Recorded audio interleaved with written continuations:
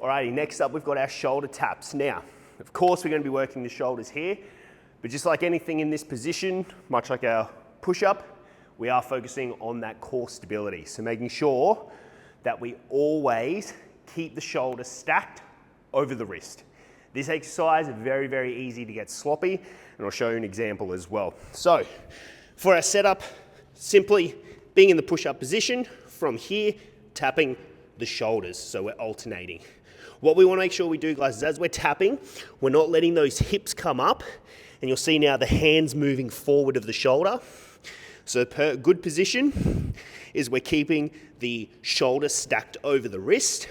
What we want to make sure is as we fatigue, we're not moving up into a very high bum position. Likewise, we don't want to let those hips start to sag too much. We're keeping that core nice and tight. Idea being you can move quickly, or if the program dictates, we move nice and slow to work both stability in the shoulder as well as our core, so our oblique sling.